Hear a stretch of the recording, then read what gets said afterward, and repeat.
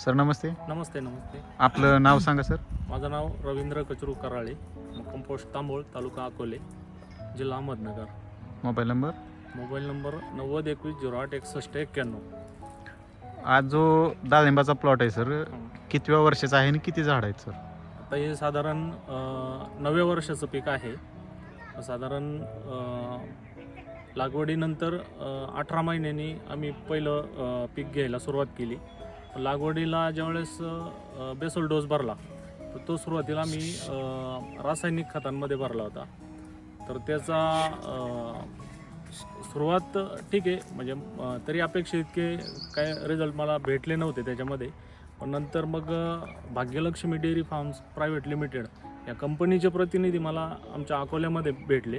त्यांनी जरा सविस्तर माहिती दिली आणि त्यानुसार मग मी तिथून पुढे म्हणजे साधारण 3ऱ्या वर्षापासून मी सेंद्रिय किंवा जैविक खते कंपनीची वापरायला सुरुवात केली. त्याचा रिझल्ट मला इतका चांगला भेटला की सुरुवातीपासून म्हणजे ज्यावेळेस 3ऱ्या वर्षी मी ॲप्लिकेशन द्यायला सुरुवात केली तर तेव्हापासून जमिनीची माझी सुपीकता चांगल्या पद्धतीनं वाढली. कारण आता मी शेणखत जे आहे ते मी शक्यतो वापरत नाही. जे आहे सॉईल गेन ते मी शेणखताला पर्याय म्हणून बेसल डोसमध्ये देतो. आता प्रतिवर्षी मी जसं झाडाचं वय वाढलं तसं मी त्या सॉईल गेनच्या किंवा कंपोस्ट खताच्या मात्रा वाढवल्या. 3ऱ्या वर्षी मी 2 किलो प्रति झाड दिलं होतं. 4थ्या वर्षी मी त्याच्यामध्ये 1 किलोची भर टाकली आणखी. म्हणजे असं प्रतिवर्ष 1 किलोनी ते वाढवलं आणि त्याप्रमाणे पुढं डोसेस चालू ठेवले. त्याच्यानंतर प्रत्येक वर्षी मला रिपोर्टिंग त्याचं चांगलंच मिळालं. सगळ्यात महत्त्वाचं काय आहे की माझ्या आजूबाजूला पण डाळिंबाचं क्षेत्र भरपूर होतं, म्हणजे अगदी चारी बाजूंनी. तर तिथं तेल्याचा प्रादुर्भाव बऱ्यापैकी झाला होता. तर त्या शेतकऱ्यांनी त्या बागात तेल्याच्या प्रादुर्भावामुळे काढून टाकल्या आणि मी अगदी 3ऱ्या वर्षापासून ऑर्गॅनिक आणि सेंद्रिय असे दोन्ही कोंबो डोस देत असल्यामुळं माझ्या बागेमध्ये आजही एकही तेल्याचं झाड नाही आहे. म्हणजे परिणामी मी माझी बाग तेल्यापासून वाचू शकलो आणि त्याचे परिणाम मला चांगले मिळून गेले. साधारण सर तुमच्या प्लॉटला डोस किती वेळा देता तुम्ही? आम्ही सुरुवातीला म्हणजे आता आमचं काम रेस्टिंगपासून सुरू असतं. रेस्टिंग पिरियडमध्ये आम्ही जिओगेन स्लरीचे ॲप्लिकेशन चालू ठेवतो. पहिलं हार्वेस्टिंग एकदा पूर्ण झालं की साधारण 1 महिना फुल म्हणजे फक्त स्लरीज देतो त्याला. 2 ॲप्लिकेशन 1 महिन्यामध्ये होऊन जातात आणि नंतर मग बेसल देऊन टाकतो त्याचा. म्हणजे सॉईल गेन प्रति झाड समजा 7 किलो, त्याच्यानंतर फॉस गेन असेल, ट्राय गेन असेल, पोटा गेन असेल, सिलिगेन असेल, 10-26-26 असेल, मिक्स मायक्रोन्यूट्रिएंट असा टोटल कोंबो डोस देऊन टाकतो. आणि जिओगेनचे जे स्लरीचे जे ॲप्लिकेशन आहे ते आम्ही सेटिंग पिरियडपासून सुरू करतो. तर अगदी हार्वेस्टिंगपर्यंत दर महिन्याला 2 ॲप्लिकेशन होतात. म्हणजे एकरी 1 कॅनप्रमाणे आम्ही आता 1.5 एकर एरिया आहे माझा, तर आम्ही 2 कॅन देतो साधारण दर 15 दिवसामध्ये. सर डाळिंबाच्या प्लॉटला स्लरी दिल्यानंतर लोक म्हणतात की तेलकट ॲक्टिव्ह होतं. सर तसं काय प्रादुर्भाव वाटतो का तुम्हाला? नाही, म्हणजे मला वाटलं नाही. त्याचं कारण असं की ऑलरेडी भाग्यलक्ष्मी डेअरी फार्म्सची जी बायोस्लरी आहे ती बायोडायजेस्ट असल्यामुळं त्याच्यामध्ये नायट्रोजनचं प्रमाण काही पर्सेंटेजमध्ये स्थिरीकरण जे म्हणतो आपण किंवा फिक्स केलेलं आहे. त्याच्यामुळं फारसा काही मला त्याचा इफेक्ट जाणवत नाही. त्याचं कार्यच ते की त्यांनी अपटेक करणं आणि साईजला मदत करणं. त्याच्यामुळं मला काय विशेष असं त्याचे दुष्परिणाम तर नक्कीच नाही जाणवले. मला फायदाच फायदा जाणवला. सगळ्यात महत्त्वाचं काय की मला वॉटर सोल्युबलचा जो खर्च आहे तो 100% थांबला माझा. म्हणजे आता कदाचित एखाद्या शेतकऱ्याचा किंवा कोणाचा विश्वास बसणार नाही. आत्ता जे फळ आहे तर ते सुरुवातीपासून या बागेला वॉटर सोल्युबल आम्ही दिलेलंच नाही आहे. आत्तापर्यंत 6 महिने पूर्ण होत आहेत त्याला, अजून 4-5 दिवसांनी. तर 12 कॅनचं ॲप्लिकेशन माझे पूर्ण झालेले. अजून पण मी घरी कॅन आणून ठेवलेले. म्हणजे अजून साधारण एक 15 ते 20 दिवसामध्ये पहिलं हार्वेस्टिंग व्हायला पाहिजे. म्हणजे अजून कमीत कमी त्याला 3 कॅन म्हणजे जातील अजून आमच्याकडून.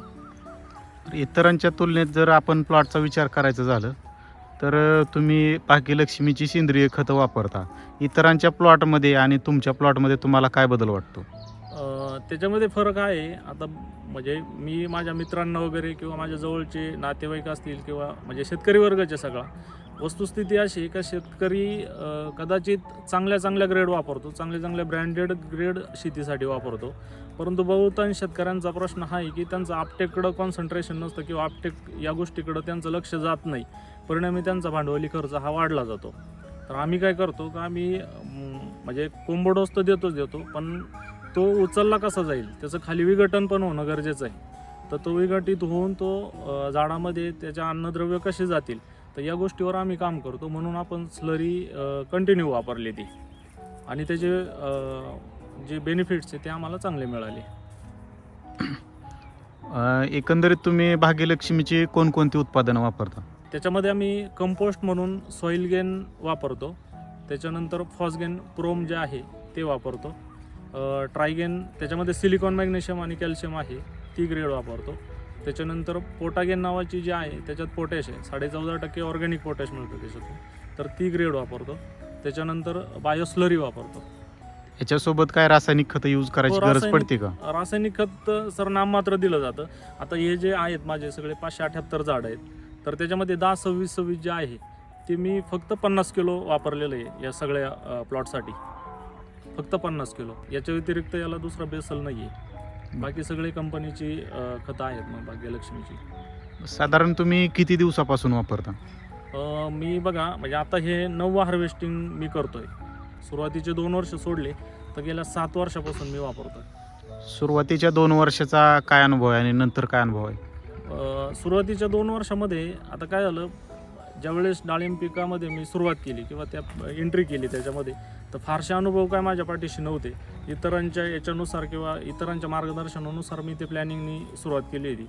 तर सुरुवातीला मग काही रासायनिक खतं किंवा निंबोळी पेंड वगैरे या थोड्याफार गोष्टी माहीत होत्या त्या दिल्या, पण 2 वर्षात मला अपेक्षित अशी वाढ किंवा त्याची जी ग्रोथ होती ती काय फारशी काही मिळाली नाही.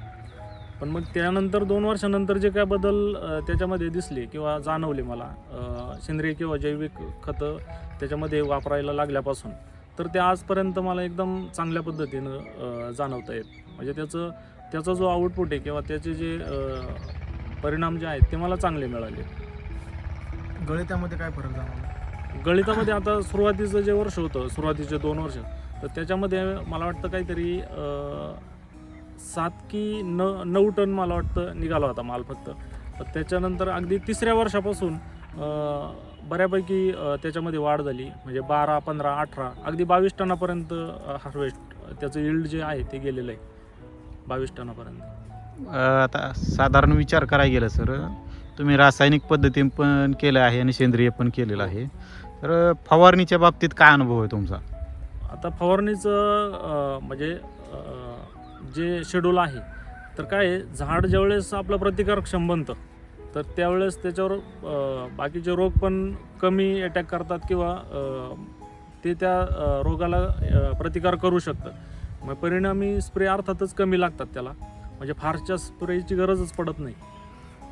फवारणीचा खर्च एकंदरीत कमी हो, होतो. फवारणीचा खर्च कमी झाला. आणि विशेष म्हणजे तेल्यासाठी जे प्रतिबंधात्मक स्प्रे घ्यावे लागतात इतर शेतकऱ्यांना, तो मी अजूनही घेतलेला नाही. कारण माझ्या आता जे 578 जे प्लॅन्ट आहेत माझ्या बागेमध्ये, तर अगदी एक पण नाही आहे प्लॅन्ट, नाही का.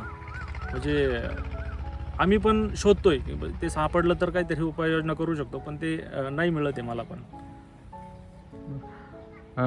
रूट झोनच्या बाबतीत काय सांगाल सर? सर, रूट झोनची परिस्थिती अशी आहे की आता याच्यामध्ये ही जी खतं आहेत भाग्यलक्ष्मीची, याच्यामध्ये माझ्या माहितीनुसार गांडूळ बीज वगैरे हा काय प्रकार नाही आहे. परंतु आता काय आहे, ज्यावेळेस आपण सारखे ॲप्लिकेशन त्याचे देतो तर तिथं ते वातावरण त्या पद्धतीचं तयार होतं. म्हणजे थोडक्यात काय का जमिनीची पाणी धारण करण्याची क्षमता किंवा जे खाली भुसभुशीतपणा जो वाढतो ना, तर त्याच्यामुळे तिथं गांडूळ निर्मिती मला चांगली भेटते आहे.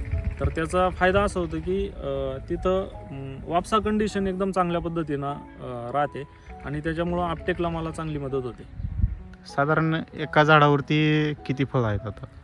आता म्हणजे जवळपास 140च्या पुढेच आहे, त्याच्या आत तर नक्कीच नाही. सर, जनरली काय होतं, ज्या लोकांचे 3ऱ्या-4थ्या वर्षाच्या पुढचा प्लॉट आहे त्यांच्या प्लॉटमधली खोडाची साल जायला चालू होती. तुमच्या प्लॉटमध्ये साल गेलेली नाही आहे, तर तुमचा एकंदरीत अनुभव काय आहे सर?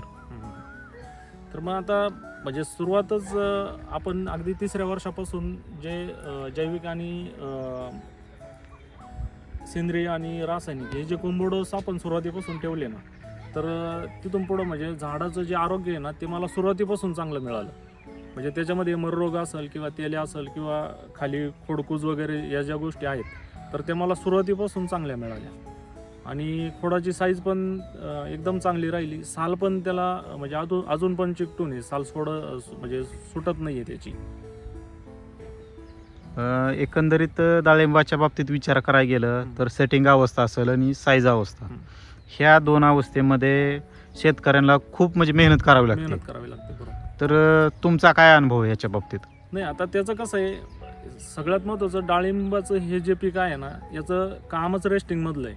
म्हणजे रेस्टिंगमध्ये तुम्ही त्याच्याकडं जेवढं त्याचा रेस्टिंग पिरियड समजा 3 किंवा 4 महिन्याचा जो शेतकरी देतोय तर त्याच्यामध्ये जर काम केलं तर तुमचे पुढचे कष्ट कमी होणार आहे. आणि आम्ही तेच करतो, आम्ही रेस्टिंगमध्ये पूर्ण लक्ष देतो त्याच्याकडं. आणि परिणामी मग पुढं रेग्युलर रुटीनमध्ये म्हणजे अगदी इतर कामं बघून सुद्धा आम्ही बाग व्यवस्थित हँडल करू शकतो. स्पेशल असं त्याच्याकडं काही विशेष करायची गरज पडत नाही. तर इतर शेतकऱ्यांनी पण ती गोष्ट व्यवस्थित अकस्मात किंवा आत्मसात करायला पाहिजे. त्याचं कारण असं की सुरुवातीला जर त्याला आपण दिलं तर ते आपल्याला पुढं काहीतरी देऊ शकतं चांगल्या पद्धतीनं. एकंदरीत तुम्ही भाग्यलक्ष्मीची उत्पादनं वापरून समाधानी आहात का? हो, 100% समाधानी आहे. आणि त्याचं कारण असं की म्हणजे ह्याच पिकाला नाही, आता माझ्याकडे जवळपास सगळं 4.5 एकर क्षेत्र आहे. तर मी बाकीचे जे कांदा वगैरे किंवा लसूण असतो माझा, त्याच्यानंतर अगदी गहू जो करतो आम्ही तर त्या गव्हाला पण आम्ही जिओगॅन स्लरी देतो पाटपाण्याने. पण त्याचे बेनिफिट्स असे की गव्हाची ओंबी पण लांब होते. म्हणजे फायदा काय की ओंबी लांब झाली की त्याचे दाणे वाढतात, त्याचं उत्पादन वाढतं. मग त्याच्यासाठी कराटे वगैरे किंवा 19-19ची निवळी घ्यायची गरज पडत नाही. ह्या बारीक सारीक गोष्टी आहेत ना त्या एकदम चांगल्या. आणि खरंच म्हणजे ह्या कंपनीच्या खतांची इतके चांगले रिझल्ट ना इतर शेतकरी बांधवांनी पण ती वापरली पाहिजेत, त्याचे अनुभव घ्यायला पाहिजेत. वर्षभरातून सुरुवातीला करतो, कारण सुरुवातीचा जो बेसल डोस देतो आम्ही तर तो स्ट्रॉंगमध्ये असतो. म्हणजे अगदी कंपोस्ट जे देतो सॉईल गेन म्हणून तर ते अगदी प्रति झाड 7 किलो प्रमाणे देतो. आणि फॉस्गेन वगैरे जे आहेत दाणेदारमध्ये ते अगदी 1.5 किलोपर्यंत मात्रा देतो आम्ही एका झाडाला. आणि त्याच्यामध्ये रासायनिक नाममात्र असतं. म्हणजे अगदी 575 झाडांना फक्त 50 किलो 10-26 वापरलं जातं. म्हणजे काही ग्रॅममध्ये जातं फक्त ते. म्हणजे हे तुम्ही वर्षातून किती डोस करता? वर्षातून एकदा करतो. वर्षातून एकदा? हो, वर्षातून एकदा करतो. फक्त स्लरीचे ॲप्लिकेशन बाकी दर महिन्याला आम्ही 2 कंपल्सरी देतो. म्हणजे दर 15 दिवसाला 2 कॅन गेलेच पाहिजे ते. तुम्ही जे प्लॉटमध्ये आता मल्चिंग वगैरे केलंय सर, हो. त्याचा काय बेनिफिट होतोय सर तुम्हाला? मल्चिंगचं कसं आहे, आता यावर्षी ऊन जे आहे ते भरपूर प्रमाणात होतं. आणि सगळ्यात महत्त्वाचा मल्चिंगचा फायदा हा झाला का तण नियंत्रण तर झालंच माझं त्याच्यामुळं. पण सगळ्यात महत्त्वाचा फायदा की पाणी व्यवस्थापन जे आहे ते मी प्रॉपर करू शकलो. कारण जास्त उन्हामुळं पाण्याचं बाष्पीभवन थांबलं आणि मल्चिंगमुळं म्हणजे ते कमी सुकलं जायचं किंवा उन्हाचा फारसा काही त्याच्यावर परिणाम झाला नाही. आणि म्हणून मग आता साधारण दिवसाड पाणी देतोय आम्ही त्याला, रोज पाणी देत नाही त्याला, दिवसाड चालू आहे पाणी त्याला. सर जनरली आता ज्यावेळेस प्लॉटला 5-5.5 महिने होतात त्यावेळेस कॅनोपी जी आहे अशी आकडून बसलेली असते. हो. तसा प्रादुर्भाव दिसत नाहीये तुमच्या प्लॉटमध्ये, नाही कॅनोपी दिसत. सगळी फ्रेश आहे. हो. याचं काय सांगाल सर तुम्ही? नाही, त्याचं कारण तेच आहे की काय झालं की सुरुवातीला जो बेसल दिला सुरुवातीपासून आणि स्लरीचे ॲप्लिकेशन मी अगदी सेटिंग झाली आणि मी सुरुवात केलेली. म्हणजे काय झालं की मी जो बेसल दिला झाडाला तर तो पूर्णपणे काम करतोय. त्याच्यामुळं मला त्याच्यामध्ये विशेष काय ॲसिडिफिशियन्सी जाणवत नाही किंवा जे आकडेपणा किंवा पानाची जी साईज आहे त्याच्यामध्ये फारशी काही अशी म्हणजे वेगळी गोष्ट जाणवत नाही की ज्याच्या मला बाहेरून स्प्रे घ्यायला लागू शकतो किंवा दुसरं काही द्यावं म्हणजे त्याची गरज पडू शकते. तर ती गोष्ट मला करण्याची गरज वाटत नाही. ओके.